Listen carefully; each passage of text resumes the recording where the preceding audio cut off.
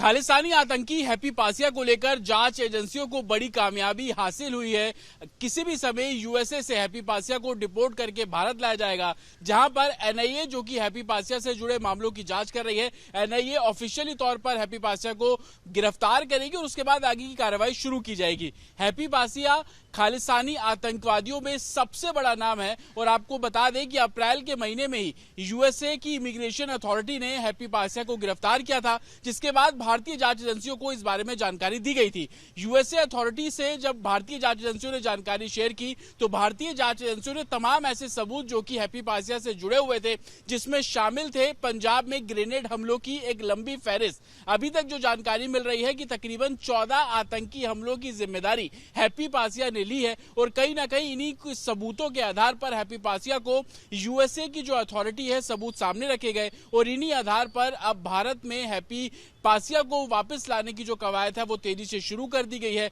और कहीं ना कहीं इसे एनआईए एक बड़ी कामयाबी के तौर पर भी देख रहा है। हैप्पी पासिया के ऊपर 5 लाख रुपए का इनाम एनआईए ने जारी करवा दिया था। पंजाब में पुलिस चौकियों पर ग्रेनेड हमले कराना, पुलिस अधिकारियों पर आईईडी ब्लास्ट कराना, इस तरीके के तकरीबन 14 ऐसे मामले जो कि नवंबर से लेकर जून तक थे, उन सभी की जिम्मेदारी हैप्पी पासिया ने ली। हैप्पी पासिया न सिर्फ खालिस्तानी प्रोपेगेंडा को आगे बढ़ा रहा था, बल्कि यूएसए में बैठकर आईएसआई की शय पर खालिस्तानी मूवमेंट को भारत में चलाने का काम भी हैप्पी पासिया के लिए एक काफी आसान काम बन गया था और यही कारण है कि एनआईए लगातार हैप्पी पासिया को ट्रेस कर रही थी और अब जब हैप्पी पासिया को भारत लाया जाएगा तो संभवतः आने वाले दिनों में कुछ और खुलासे होंगे। हैप्पी पासिया का आईएसआई कनेक्शन, पैसों की फंडिंग, तमाम ऐसे सवाल हैं जिनके जवाब एनआईए खंगाल रही है। उन्हीं सबूतों के आधार पर हैप्पी पासिया की भारत वापसी का जो रास्ता है वो साफ होता नजर आ रहा है। खालिस्तानी आतंकी हैप्पी पासिया को लेकर जांच एजेंसियों को बड़ी कामयाबी हासिल हुई है।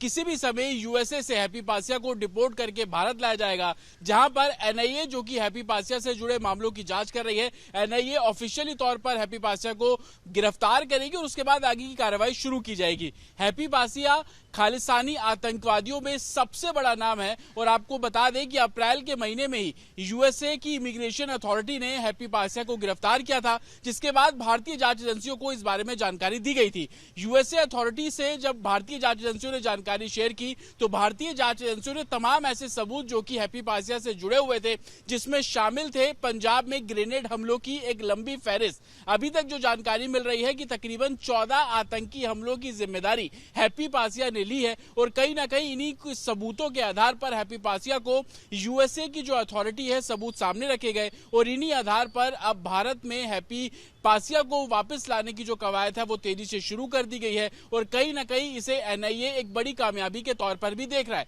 हैप्पी पासिया के ऊपर 5 लाख रुपए का इनाम एनआईए ने जारी करवा दिया था। पंजाब में पुलिस चौकियों पर ग्रेनेड हमले कराना, पुलिस अधिकारियों पर आईईडी ब्लास्ट कराना, इस तरीके के तकरीबन 14 ऐसे मामले जो कि नवंबर से लेकर जून तक थे, उन सभी की जिम्मेदारी हैप्पी पासिया ने ली। हैप्पी पासिया न सिर्फ खालिस्तानी प्रोपेगेंडा को आगे बढ़ा रहा था, बल्कि यूएसए में बैठकर आईएसआई की शय पर खालिस्तानी मूवमेंट को भारत में चलाने का काम भी हैप्पी पासिया के लिए एक काफी आसान काम बन गया था और यही कारण है कि एनआईए लगातार हैप्पी पासिया को ट्रेस कर रही थी और अब जब हैप्पी पासिया को भारत लाया जाएगा तो संभवतः आने वाले दिनों में कुछ और खुलासे होंगे। हैप्पी पासिया का आईएसआई कनेक्शन, पैसों की फंडिंग, तमाम ऐसे सवाल हैं जिनके जवाब एनआईए खंगाल रही है। उन्हीं सबूतों के आधार पर हैप्पी पासिया की भारत वापसी का जो रास्ता है वो साफ होता नजर आ रहा है। विजय उमेश के साथ जतिन शर्मा, रिपब्लिक भारत, दिल्ली।